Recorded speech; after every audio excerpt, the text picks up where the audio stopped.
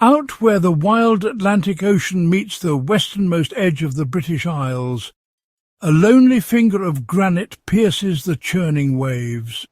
This is Bishop Rock, a formidable and unforgiving pedestal of nature's own making. Located a staggering 28 miles beyond the shores of Land's End, past the scattered archipelago of the Isles of Scilly, it stands as the final punctuation mark of England, before the vast open expanse of the sea stretches towards the Americas. For centuries, this treacherous stretch of water, littered with submerged ledges and prone to violent storms, earned the grim moniker of the ship's graveyard.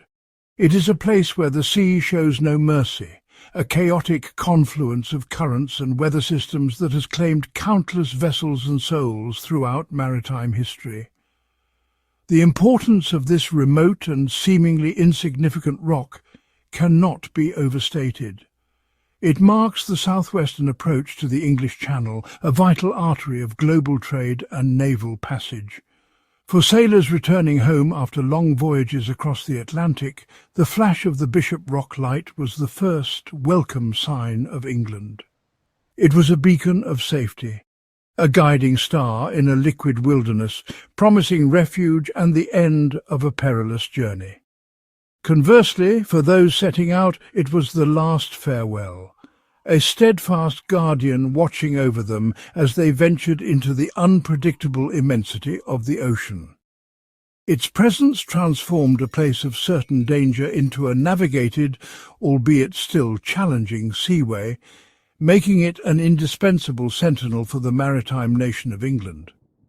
The very air around Bishop Rock feels different. It is thick with the taste of salt and the ceaseless roar of the surf.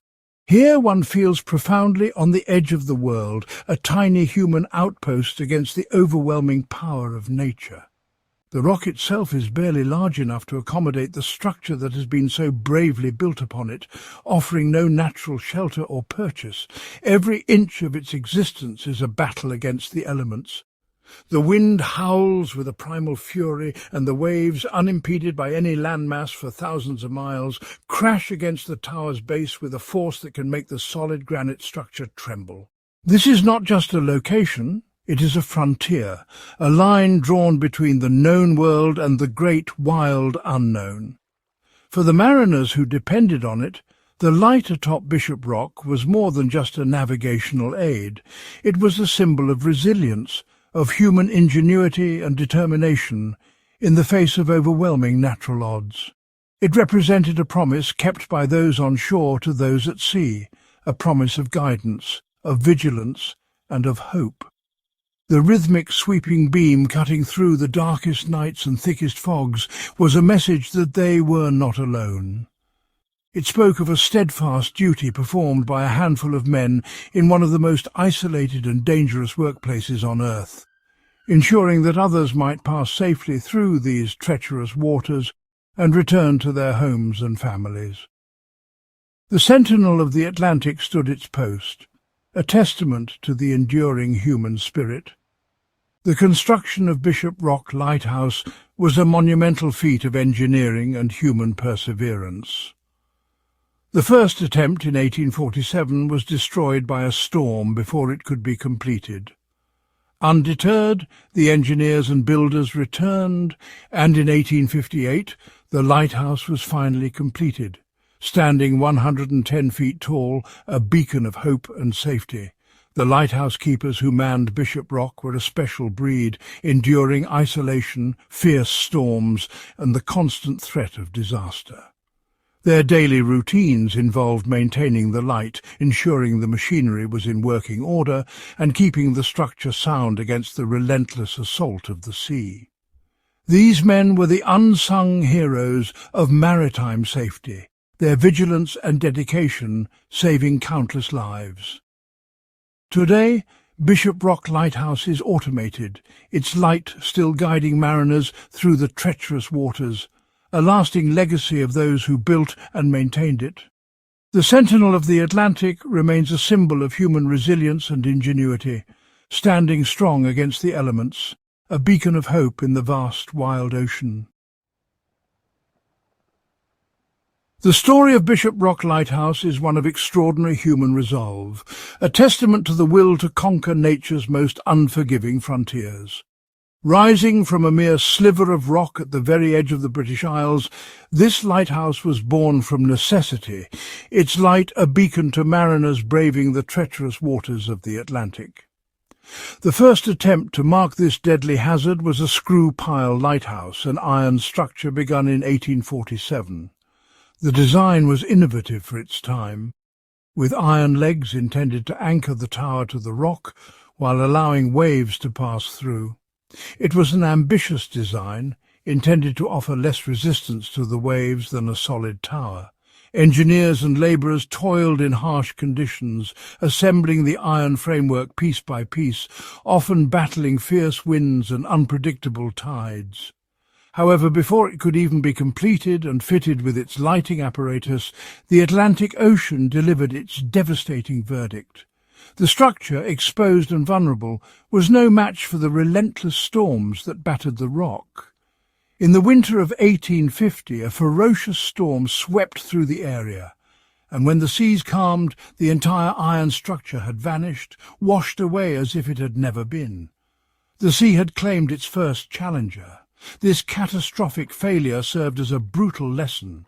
Only a fortress of solid granite, rooted deep into the rock itself, could possibly withstand the fury of this location. The decision was made to build anew, this time with the most durable material available. Undeterred by this disaster, Trinity House, the authority responsible for England's lighthouses, commissioned a new design under the guidance of the renowned engineer James Walker.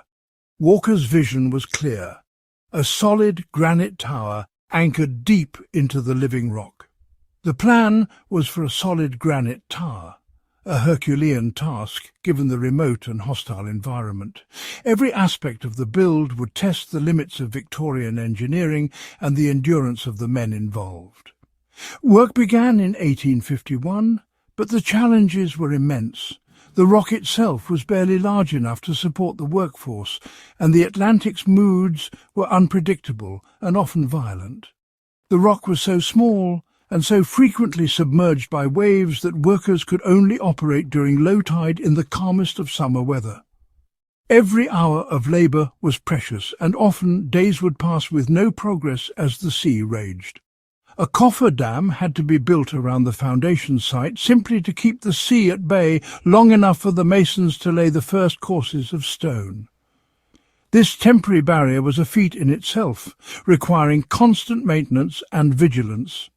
Each massive, interlocking granite block, some weighing over 2 tons, had to be quarried and shaped on the mainland, then transported by ship and painstakingly winched into place, a process fraught with danger. The logistics alone were staggering, with every stone custom-fitted to lock perfectly with its neighbours. For 7 arduous years, this slow and methodical battle against the elements continued. The men faced constant setbacks, storms, injuries, and the ever-present threat of being swept away by the sea. The men lived on a nearby island, sailing out to the rock at every opportunity the weather would allow, sometimes achieving only a few hours of work in an entire week. Their lives were governed by the tides and the wind, their resolve tested daily. They were pioneers on a vertical frontier, their lives constantly at risk from the shifting tides and sudden swells. Every stone laid was a victory against the sea. Finally, in 1858, the light was first lit, a triumph of Victorian engineering and sheer grit. The men who built it had carved a monument to endurance from the very bones of the earth. Yet the sea was not finished testing their creation. The Atlantic's fury would return, time and again, to challenge the strength of the granite tower. A few decades later, after violent storms caused the tower to shake so severely that the keeper's crockery was smashed, it was determined that the structure needed to be reinforced and heightened to raise the light further above the monstrous waves. The men stationed there reported terrifying nights as the tower trembled under the onslaught. This second phase of construction, completed in 1887, under the supervision of Sir James Douglas, was in many ways even more remarkable than the first. Douglas, a master of lighthouse engineering, devised a plan to strengthen the tower without interrupting its vital service. Instead of demolishing the original tower, Douglas encased it in a new, thicker layer of granite, seamlessly integrating the old structure into a stronger, taller one. The work was carried out with the same precision and determination as the original build, with men labouring high above the sea. This ingenious method strengthened the lighthouse immensely, without ever extinguishing its vital light. Throughout the entire process, the beacon continued to shine, guiding ships safely past the deadly rocks.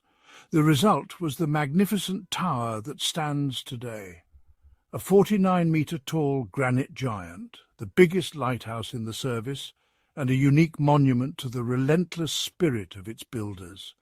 Every stone, every bolt, every beam is a tribute to the men who risked their lives to bring light to the edge of the world. It is a structure born not just on the sea, but of the sea, its very form and strength dictated by the immense forces it was designed to defy. Bishop Rock Lighthouse stands as a granite sentinel, a testament to the courage, ingenuity and perseverance of the men who built and maintained it, guarding the westernmost point of England against the eternal might of the Atlantic. Life at Bishop Rock was defined by the men who called it home for 2/3 of the year. These men, the keepers, were the living heart of the lighthouse, their presence as constant as the beam that swept the night sea. These were the keepers, a special breed of Trinity House officers, men who chose a life of profound isolation and unwavering duty.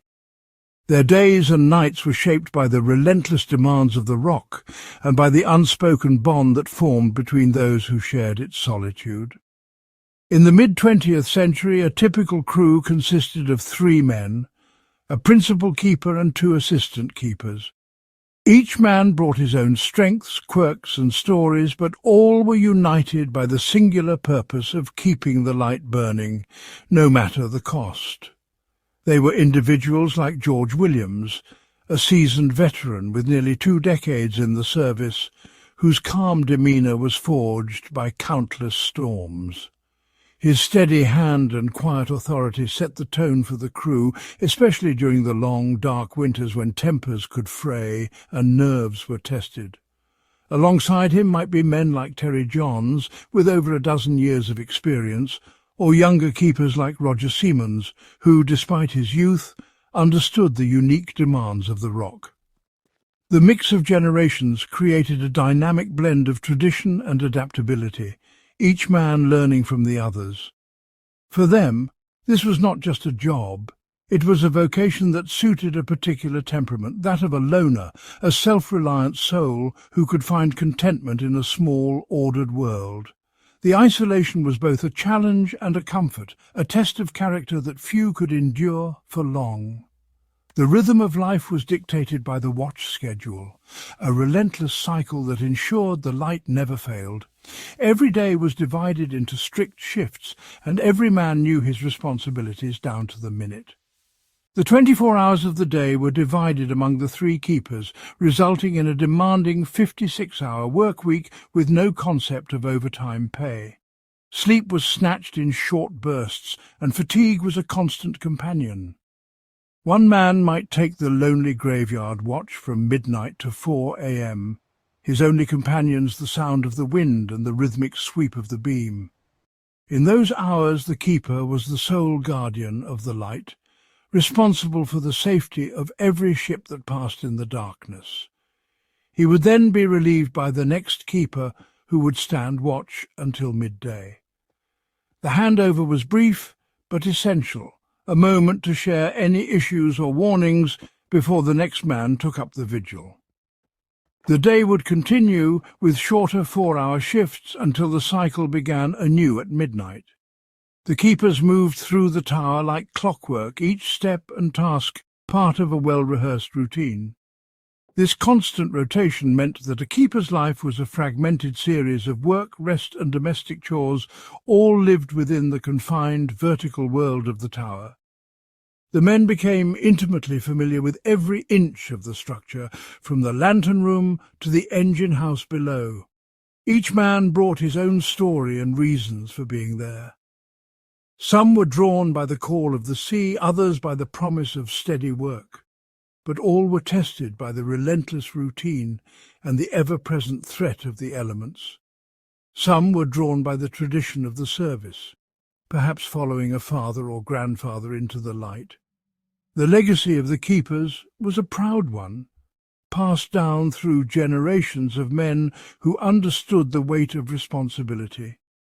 Others sought the security of a steady, if modest, wage and a rent-free home for their families back on the Isles of Scilly. The knowledge that their loved ones were provided for gave meaning to the long months of separation. The pay for a principal keeper in the early 1970s was around £29 per week, supplemented by a daily rock allowance that acknowledged the hardship of the posting. Every penny was hard-earned, a testament to the endurance required by the job. For many the appeal was the solitude itself, an escape from the complexities and noise of the modern world. The endless horizon and the ceaseless roar of the sea offered a kind of peace that could not be found anywhere else. They were men who found a strange comfort in the routine, in the tangible and important nature of their work, and in the raw, unfiltered presence of the sea. The elements were both adversary and companion, shaping every day and every decision. The dynamic between the keepers was crucial for survival and sanity. In such close quarters, every word and gesture mattered, and the ability to get along was as important as any technical skill. In such close quarters, a small disagreement could fester into a major issue. The pressure of isolation and the monotony of routine could magnify even the smallest slight. As a result, they developed an unwritten code of conduct, a way of living together harmoniously as a self-contained happy family. Humour, patience and respect were essential tools for maintaining peace. They learned to respect each other's space and moods, to know when to talk and when to be silent. Silence was not awkward here. It was a shared understanding, a necessary part of coexistence. They shared meals, chores, and the profound experience of being utterly dependent on one another. Every task, from cleaning the lantern to preparing food, was a shared responsibility, and teamwork was the only way to endure. When a new recruit like Tony McNamara arrived for his first tour, he wasn't just learning a job. He was being initiated into a unique and isolated society, a brotherhood bound by oil, salt, and the shared responsibility for the great light. Maintenance was a never-ending task. The keepers spent hours each week cleaning the lantern glass, polishing brass, and checking the engines that powered the light and foghorn. Salt spray and wind battered every surface, and rust was a constant enemy. Supplies arrived only when the weather allowed, and every delivery was a major event. The men worked together to haul crates of food, fuel and spare parts up the steep steps, knowing that a missed delivery could mean weeks of rationing. Storms were the greatest test. When the sea rose and waves crashed over the lantern room, the keepers braced themselves for hours or even days of isolation, cut off from the world and responsible for the safety of the light. Every day meticulous records were kept. The logbook was a chronicle of weather, maintenance, and the passing of ships, a testament to the discipline and attention to detail required of every keeper. Communication with the outside world was limited to radio messages and the occasional signal lamp. News from home was rare, and letters were treasured, read and reread during the long nights. Meals were simple but hearty, often prepared in silence or accompanied by quiet conversation. The act of sharing food was a small comfort, a reminder of normalcy in an otherwise extraordinary existence. Even personal chores took on a communal aspect. Clothes were mended, boots cleaned, and every man took pride in maintaining not just the lighthouse, but himself. Through it all, the keepers endured. Their resilience, discipline, and camaraderie were the foundation upon which the safety of countless sailors depended. On Bishop Rock, these men stood as the last line of defence between ship and sea, guardians of the light in a world apart. The inside of Bishop Rock Lighthouse was a self-contained vertical village, a marvel of efficient design where every inch of space was utilised. For the men stationed here, the tower was both fortress and home, a place where routine and resourcefulness shaped every day. To ascend the tower was to walk through the very heart of the operation, climbing a seemingly endless spiral of steep stone and metal stairs. Each step echoed with the footfalls of keepers past and present, a daily ritual that connected every level of their isolated world. The walls were thick, curved granite, and the air carried a unique and unforgettable bishop smell, a distinct blend of paraffin, lubricating oil, damp stone, and the salty tang of the sea that seeped into everything. The ever-present dampness clung to uniforms and bedding, a constant reminder of the ocean's proximity. Noise was a constant companion, travelling easily through the structure. The thrum of the generators in the service room, the howl of the wind outside, and the resonant boom of waves striking the base were the ever-present soundtrack to the keepers' lives. Even in the quietest moments, the sea's presence was never far away. The tower was organised into a series of circular rooms, each with a specific function. Every level was a world unto itself, and the daily routine revolved around moving up and down these stacked chambers. At the very bottom, just above the waterline, was the entrance, accessible only via a precarious winch and rope. Supplies and mail arrived in all weather, and the men would work together to haul up crates, bracing themselves against the spray and wind. This lower level housed essential supplies, including massive coils of rope, heavy tackle, and the primary fresh water tank, which collected rainwater from the gallery above. Each man took turns checking the water level and ensuring the ropes were neatly stowed, ready for the next delivery or emergency. Ascending from there, one would find the magazine room, a carefully protected space where the explosive detonators for the fog signal were stored. The keepers performed regular inspections, logging every item and maintaining strict order for safety. Above that were the bunkers for diesel fuel and coke, the lifeblood of the lighthouse's power and heat, which had to be laboriously hauled up from the relief boats below. Refuelling was a team effort, with each man taking a shift to ensure the generators never ran dry. Higher still were the living quarters, the keepers' sanctuary from the elements and their work. Here the men could shed their oilskins and boots, and the air was tinged with the comforting scent of hot food and coal smoke. The kitchen was a masterpiece of compact utility, dominated by a large coke-fired range that was kept burning constantly, providing warmth, hot water, and a place to cook. Each day, one of the men would take his turn as cook, preparing hearty meals, stews, fried fish, and thick slices of bread to fuel the long shifts ahead. Each keeper had his own small paraffin-powered refrigerator to store his personal provisions for the 2-month tour. Carefully rationed treats, bacon, cheese, tins of fruit were prized, and the men often swapped stories over mugs of strong tea as they ate. Above the kitchen was the bedroom, a single round chamber fitted with 3 bunks built into the curved wall.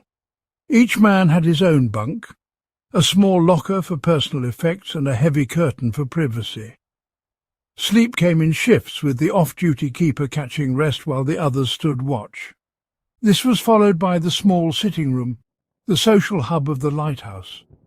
Here the men gathered to share news, play cards, or simply gaze out at the endless sea, the isolation drawing them together in camaraderie. Here, a small television, its reception at the mercy of the weather. A radio and a collection of books offered a connection to the outside world and a means of passing the long hours off watch. Chess matches and radio broadcasts became nightly rituals, and the men would debate the news or reminisce about home. This compact world was their home for 8 weeks at a time, and they treated it as such. Laundry was washed by hand and hung to dry in the salty air, boots lined up neatly by the door, and every man took pride in keeping his small domain tidy. Cleanliness and order were paramount, not just for morale, but for safety. Each morning began with a round of cleaning, sweeping the stairs, polishing the brass, and scrubbing the kitchen floor, tasks shared equally among the men. Every surface, from the polished brass fittings in the service room to the linoleum floor in the kitchen, was kept immaculately clean. The keepers inspected each other's work, a friendly rivalry ensuring standards never slipped. The keepers took pride in their remote dwelling, painting walls, mending equipment, and maintaining the tower with a sailor's attention to detail. Routine maintenance filled the days, checking the lamp, winding the clockwork, and repairing anything battered by the relentless weather. Life inside the tower was a structured, disciplined existence, a microcosm of society with its own rules, routines, and comforts, all designed to make life bearable and even enjoyable on the loneliest rock in England.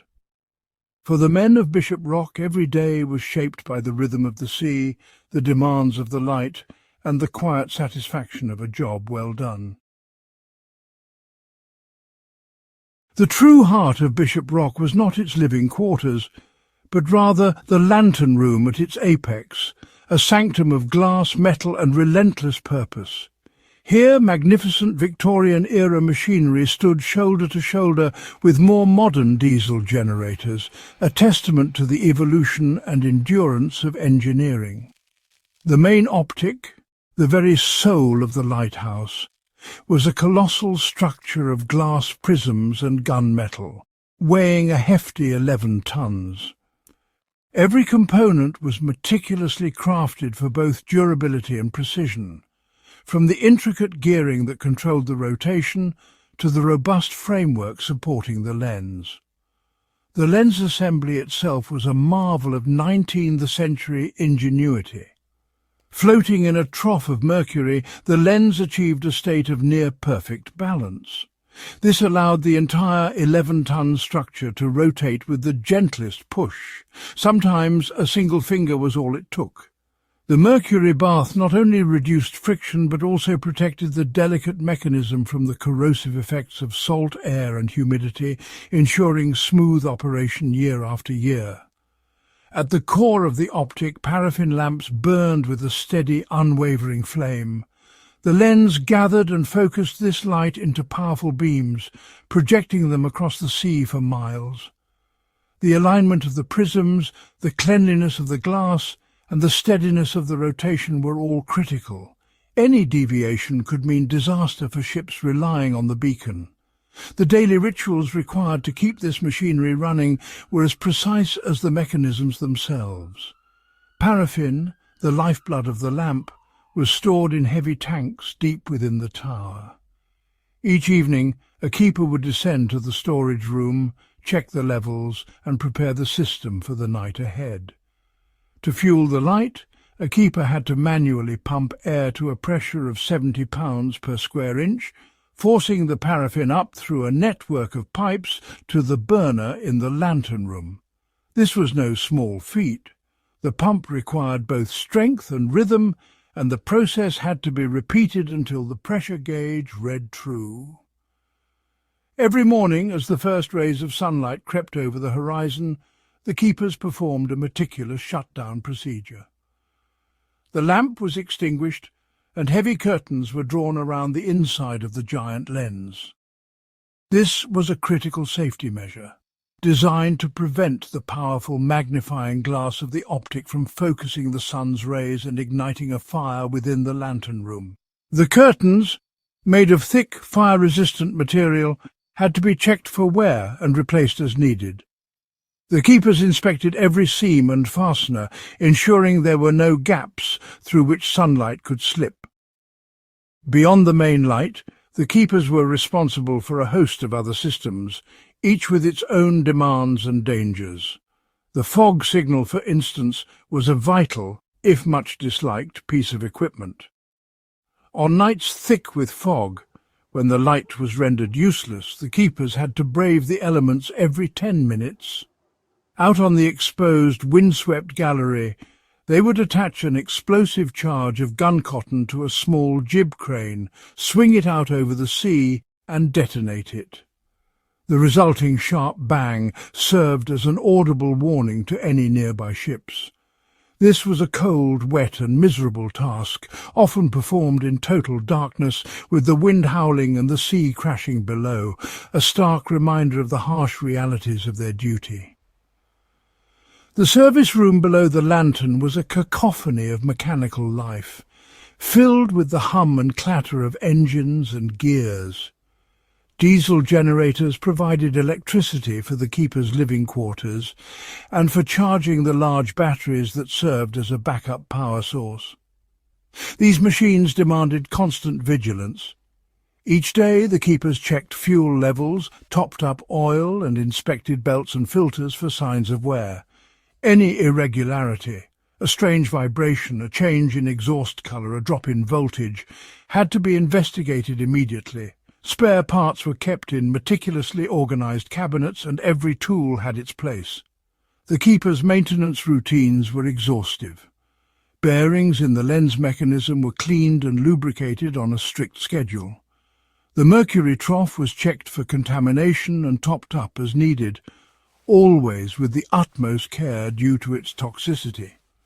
Electrical contacts were polished, lamp wicks trimmed, and every surface wiped free of dust and salt. Even the smallest oversight could lead to catastrophic failure. In this isolated world, the keepers were more than just watchmen. They were mechanics, electricians, engineers and custodians of a legacy.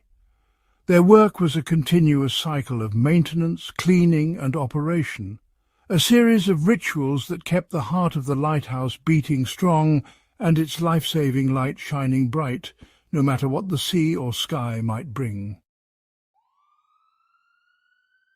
Of all the routines and rituals that defined a keeper's life, none was as fraught with tension and danger as the relief, the day when men were exchanged and vital supplies delivered to the Rock.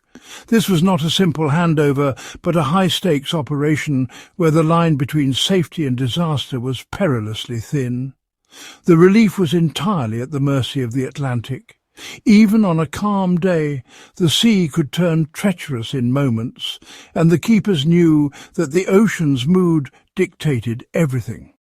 The transfer was orchestrated by a local boatman from the Isles of Scilly, a man like George G. Hicks, whose 2 decades of experience gave him an almost supernatural sense for the treacherous waters around Bishop Rock. His judgment was absolute. If he declared the swell too dangerous, the relief was postponed, sometimes for days or even weeks. The men on the Rock would watch the horizon for the relief boat, hearts pounding with anticipation and dread. If the boatman turned away, the keeper's isolation was extended, a period known as being overdue, a test of endurance and patience. The uncertainty gnawed at the men, who could do nothing but wait and hope the weather would relent. Each day overdue meant dwindling supplies and mounting tension. When the relief boat, known as the tender, finally arrived, it would not attempt to moor. Instead, the skipper would hold her steady, dancing at the edge of disaster as the sea heaved beneath him, inching as close to the granite base as he dared. The transfer of men and supplies was a feat of engineering and nerve. A derrick and winch, operated by the keepers atop the tower, provided the only link between the boat and the Rock, a thick rope and a battered harness tested by years of salt and wind.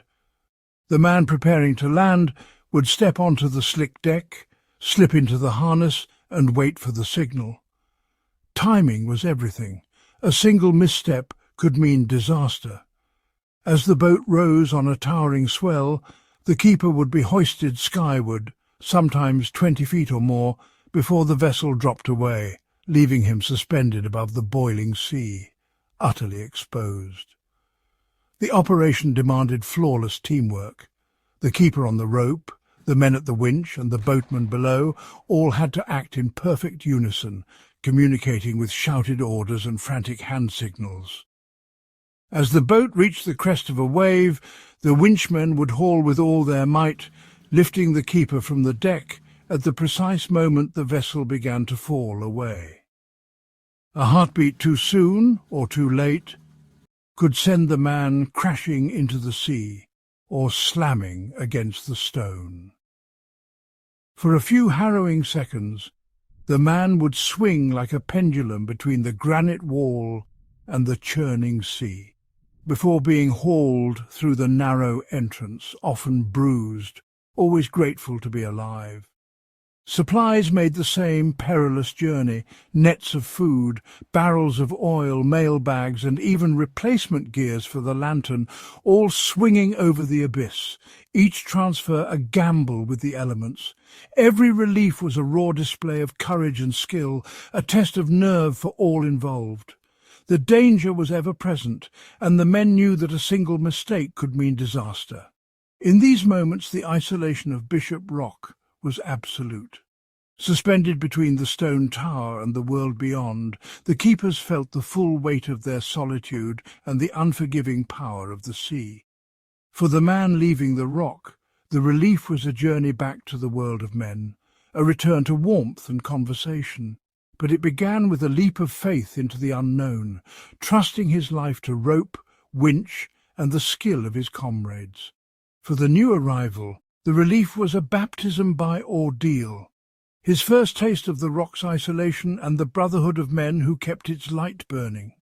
The relief was more than a logistical necessity, it was a ritual of trust and courage, a vivid reminder that survival on Bishop Rock depended on the sea, the strength of their equipment, and above all, the unbreakable bond between men who faced the edge of the world together. To spend 2 months at a time on Bishop Rock was to inhabit a different state of being, a world apart, where the mind was tested as much as the body. The keepers, all men, though part of a small team, were fundamentally alone with their thoughts for long stretches of time. The isolation was not just physical, but deeply psychological. The life suited a particular psychological makeup, one that could not only tolerate but also find a strange peace in solitude. For some, the silence was a balm, for others it was a challenge to be endured. In the confined quarters, the men adjusted their habits and personalities to coexist, creating a micro-society with its own unspoken rules of etiquette. Every gesture, every word carried weight. The ever-changing sea became their primary source of entertainment and fascination, a vast, living canvas that could shift from mirror-like calm to terrifying fury in a matter of hours. The men learned to read the moods of the ocean as if it were a living companion. They became connoisseurs of the waves, the wind and the sky, finding endless variety in their stark surroundings. The weather was not just a backdrop, but a force that shaped their days and moods. Despite their resilience, moments of profound loneliness were inevitable. The silence could become oppressive, the isolation a weight pressing down on the mind. The outside world would often intrude in unexpected and poignant ways, triggering a deep sense of longing for connection. The men sometimes found themselves staring at the horizon, searching for a ship or a distant light, any sign of life beyond the rock. A familiar song playing on the radio in the small sitting room could suddenly transport a keeper back to memories of his youth, or to the camaraderie of the mainland, making the 28 miles of rough sea feel like an impassable ocean. Receiving a letter from a friend or relative was a bittersweet event. a cherished connection that also served as a painful reminder of all that was being missed. Birthdays, anniversaries, and the simple, everyday moments of life on shore. These were the times when the granite walls felt less like a sanctuary and more like a prison. The men sometimes described a sensation of being watched by the sea itself, as if the isolation was a living presence. The men developed coping mechanisms to manage the psychological strain. Hobbies were essential, not just for passing time, but for preserving sanity. Some took up intricate rope work, creating decorative knots and mats. The repetitive motion and focus required offered a meditative escape from the monotony. Others found solace in reading, devouring the books that were circulated between the rock lighthouses. Stories became lifelines, transporting the men to distant worlds. Painting and model-making were other popular pastimes, creative outlets that helped to fill the long hours between watches and provided a sense of accomplishment in a place where days could blur together. These activities were more than just a way to pass the time. They were a vital means of maintaining mental equilibrium, of imposing a sense of personal order and purpose in a world otherwise dictated by the rigid schedule of the watch and the whims of the weather. Over time, the men came to see the lighthouse as a second home. The stone walls, the spiral stairs, the ceaseless sound of the sea. They became as familiar as the streets of any town. They spent more of their lives within its curved walls than they did on shore. The rhythm of the watches, the routines of maintenance, became the structure of their existence. The men spoke of the tower with a paradoxical mix of affection and resentment. It was both a refuge and a test, a place that demanded endurance but also offered a rare kind of freedom. It was a place of hardship and loneliness, yet it was also a place of profound purpose and camaraderie. The men relied on each other, forging bonds that could only be understood by those who had shared the same isolation. This unique bond, forged in shared isolation and responsibility, created a family of its own. The men became brothers, united by the challenges they faced together. They were a brotherhood who understood, without needing to say it, the unique pressures and rewards of their chosen life. The silence, the storms, the endless horizon, these were things only another keeper could truly comprehend. They were men living on the edge of the world, in a world entirely of their own, forever shaped by the rock and the light they tended. The psychological effects of their isolation were profound. Some found strength, others struggled, but all were changed by the experience. While the keepers endured their isolated vigil on the rock, their fathers, sons and brothers lived a parallel life of waiting on the Isles of Scilly. Trinity House provided rent-free cottages for the families, and a small community of men and boys formed, bound by the shared experience of having a loved one at sea, yet not at sea. For 2/3 of every year, fathers and older brothers often took on the role of caretakers. They managed the household, raised the children, and handled all the day-to-day crises alone. Theirs was a life of quiet resilience, their routines dictated by the same 2-month-on, 1-month-off cycle that governed the men on the rock. The brief month of leave was a cherished, intense period of family reunion before the inevitable painful farewell. The emotional toll on the families was immense. For the children, their father was a recurring visitor in their own home. A keeper like Roger Semmons, for instance, had spent only 5 months of his 14-month-old son's life with him. These fragmented relationships were a source of deep sadness. The children missed their fathers keenly, and the men at home carried the heavy burden of explaining their absence and maintaining the paternal bond across the miles of water. They would often take the children to look out towards the distant horizon, pointing to where the lighthouse stood, a tiny speck in the distance, trying to bridge the vast empty space with stories and love. The sea was both a connection and a barrier. On clear days, the families could see the faint outline of the tower, and at night they could watch for its familiar, sweeping flash. This light was a comforting signal that their loved one was safe, a rhythmic pulse connecting their two separate worlds. However, when storms rolled in, that same sea became a source of great anxiety. The fathers and sons would listen to the wind howling and watch the massive waves crashing on the shore, knowing that their loved ones were experiencing that same fury, magnified 100-fold on their lonely outpost of rock. The dread of an overdue relief was a constant worry, extending the lonely vigil and delaying the longed-for reunion. This community of men provided essential support for one another. They understood each other's fears and frustrations in a way no one else could. They shared news from the relief boat, celebrated the safe return of the men, and comforted each other during the long, anxious waits. Their lives were a testament to a different kind of strength, not the physical courage of the keepers, but the emotional fortitude required to maintain a home and a family under such unusual and trying circumstances. They were the unsung heroes of the lighthouse service, the shore-bound hearts, whose steadfast love and patience formed the anchor that kept their keepers grounded, even when surrounded by the endless sea.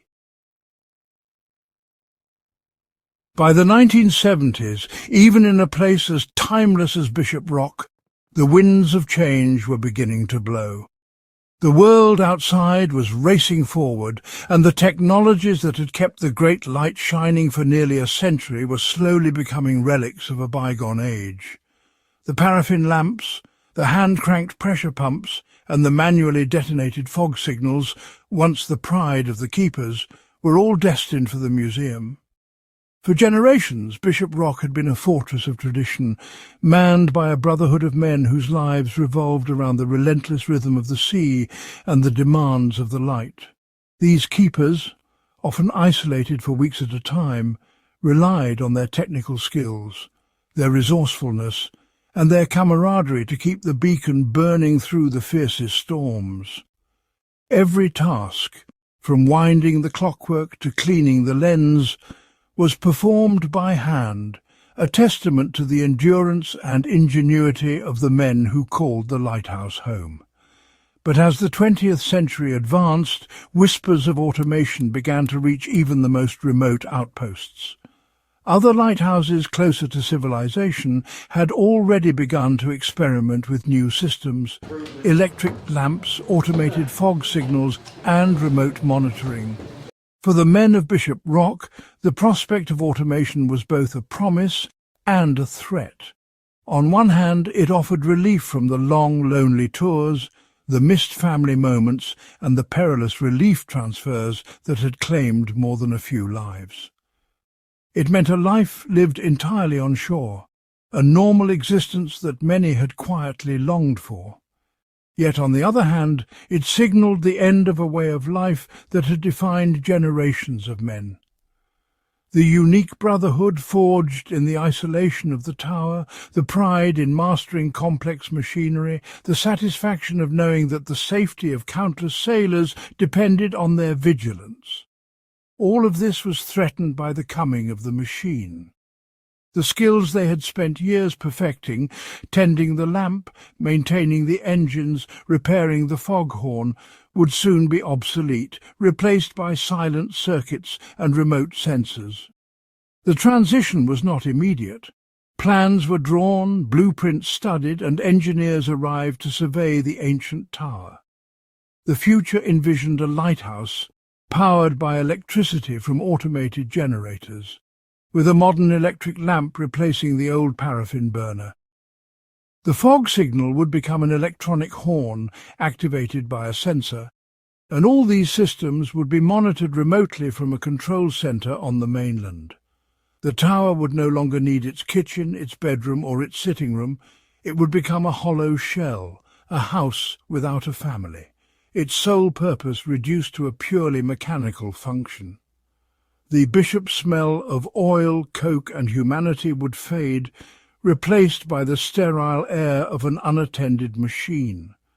The keepers' boots would gather dust, their logbooks left unfinished, their stories echoing only in the empty rooms. The eventual automation of Bishop Rock, which would come to pass in 1992, marked more than just a technological advancement. It was the closing of a significant chapter in maritime history. It was the end of the era of the lighthouse keeper, a role that demanded a unique blend of courage, resilience and quiet dedication from the men who served. The great granite tower would continue to stand as a sentinel, its light still guiding sailors through the treacherous waters. But it would do so without a soul on board. The stories, the hardships and the camaraderie of the men who lived on the edge of the world would pass into memory, leaving the giant to stand its lonely watch, a silent monument to the last keepers of the light.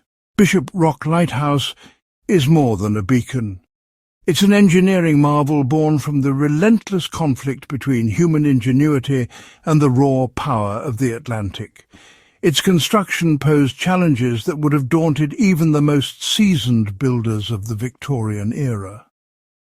The site itself, a jagged skerry barely large enough for a foundation, offered little shelter from the pounding waves and hurricane-force winds.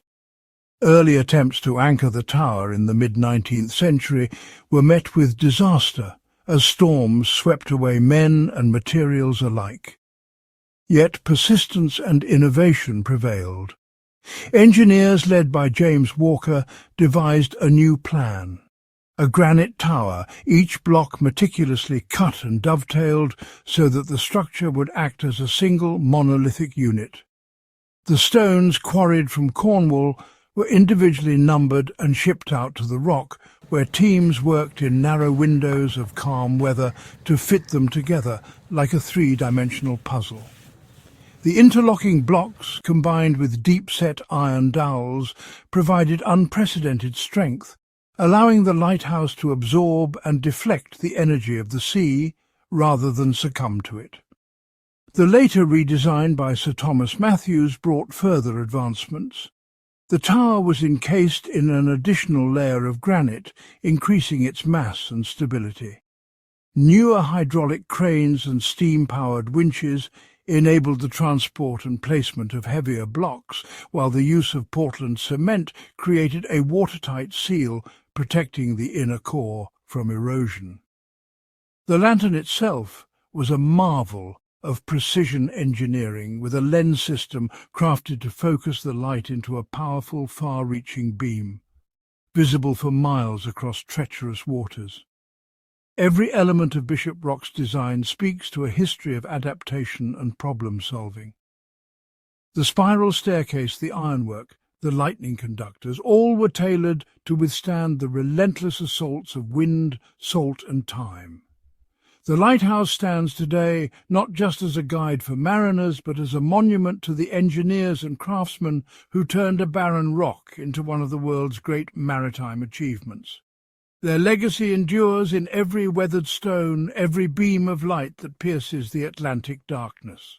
Bishop Rock Lighthouse has always stood at the mercy of the Atlantic's fury, a solitary sentinel enduring the full force of nature's wrath.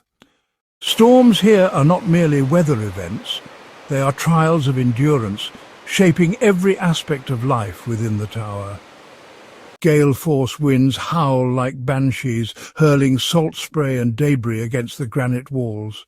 Towering waves, sometimes as high as the lantern room itself, batter the structure for days on end, making even routine duties a matter of survival. For the lighthouse keepers, preparation was everything. Every window was double-shuttered, every tool and supply lashed down or stowed away. Water barrels and food stores were kept in reserve, knowing that relief could be delayed by weeks if the sea refused to yield. In the worst storms, keepers would retreat to the tower's inner rooms, the thick granite muffling the roar outside. They developed routines for rationing supplies, maintaining morale, and keeping the lantern burning no matter what. The keepers learned to read the sky and sea, to sense the approach of a tempest before it arrived. They became experts in the art of resilience, repairing damage on the fly, improvising solutions when equipment failed, and always watching for leaks or cracks that could spell disaster. The lighthouse itself was their ally, its design deflecting the worst of the waves, but it was their vigilance and adaptability that kept the light shining through even the blackest nights. Every storm etched new scars into the stone and into the memories of those who served here. But each one also forged a deeper bond between man and tower, a shared defiance in the face of nature's might. Through ingenuity, discipline and sheer willpower, the keepers of Bishop Rock weathered the tempest, ensuring that the beacon never faltered, no matter how fierce the Atlantic's assault. As the Atlantic raged outside, the world inside Bishop Rock Lighthouse was constantly evolving. The struggle against the elements drove not just resilience, but innovation. In its earliest days, the lighthouse relied on simple oil lamps and polished reflectors, rudimentary tools that demanded constant attention from the keepers. Every night, wicks were trimmed, oil reservoirs refilled, and soot wiped from the glass. But as maritime traffic increased and technology advanced, so too did the lighthouse's arsenal. The introduction of the Fresnel lens in the 19th century was a revelation. Its concentric rings of glass focused light into a powerful beam, piercing through fog and darkness far beyond what was once possible. The beacon's reach expanded, and with it the safety of countless sailors. Mechanization soon followed. Clockwork mechanisms rotated the lens with precision, creating the unique flashes that became the signature of Bishop Rock. Later, gaslighting systems replaced oil, reducing the burden on keepers and extending the tower's range. The 20th century brought electricity, transforming the lighthouse yet again. Electric lamps burned brighter and longer, while automated timers and sensors gradually took over many of the tasks once performed by hand. Radio beacons and foghorns added new layers of safety, guiding ships even when the light was shrouded by mist. Over time, the tools of navigation outside the lighthouse also changed. Mariners began to rely on radio signals, radar, and eventually satellite-based systems. Yet even as digital technology redefined seafaring, the lighthouse remained a steadfast guide, a symbol of both tradition and progress. Its stone walls bore witness to each leap forward, every upgrade a testament to human ingenuity in the face of nature's challenges. From oil lamps to LEDs, from manual tending to remote monitoring, Bishop Rock Lighthouse stands as a monument not only to endurance, but to the relentless pursuit of safer passage through the world's most treacherous waters. Bishop Rock Lighthouse, a sentinel of the Atlantic, has not only been a beacon for sailors, but a cornerstone in the annals of maritime history. Its influence extends far beyond its own rocky foundation, casting a long shadow over the development of lighthouses around the globe. From the moment its light first pierced the darkness, Bishop Rock became a symbol of maritime safety and engineering prowess. Its construction and the innovations it spurred inspired other nations to rethink their own coastal defences. Engineers and architects from distant shores came to study its design, eager to replicate its success in their own perilous waters. The men who designed and built Bishop Rock were pioneers, their work setting a new standard for lighthouse construction. Figures like James Walker, whose vision and expertise brought the lighthouse to life, became legends in their own right. Their contributions pushed the boundaries of what was possible, blending artistry with practicality to create structures that could withstand the wrath of the sea. These early engineers faced countless challenges, from the relentless waves to the logistical nightmares of transporting materials to such a remote location. Yet their determination never wavered. Their innovative use of granite blocks interlocking for strength and the integration of advanced lighting technology set a precedent that would be followed for generations. As Bishop Rock stood resilient against the elements, it became a training ground for future lighthouse keepers and engineers. Stories of its construction and the men who maintained it were passed down, becoming part of the lore that surrounded these towering beacons.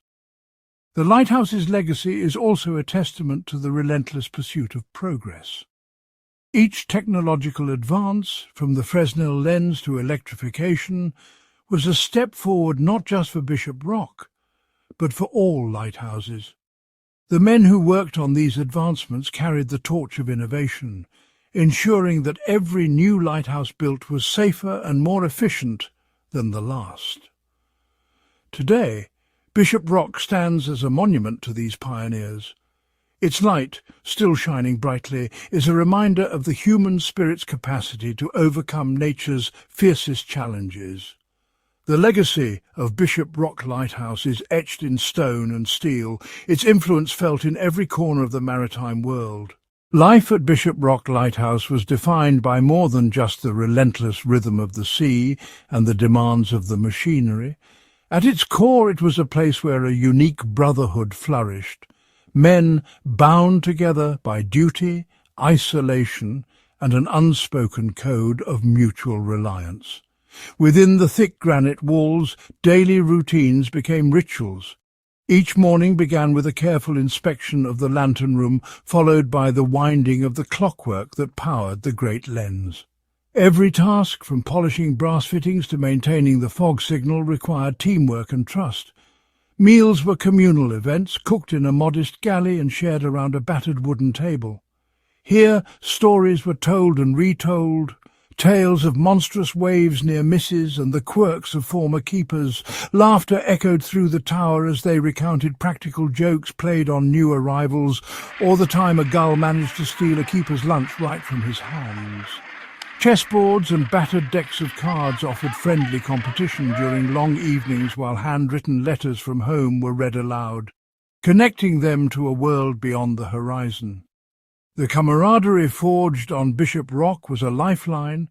When storms battered the lighthouse and the wind howled through every crack, the men leaned on each other, sharing both the burden of responsibility and moments of warmth. In this remote outpost, far from the mainland, the keepers built a brotherhood as enduring as the stone beneath their feet, a testament to the human need for connection, even at the edge of the world.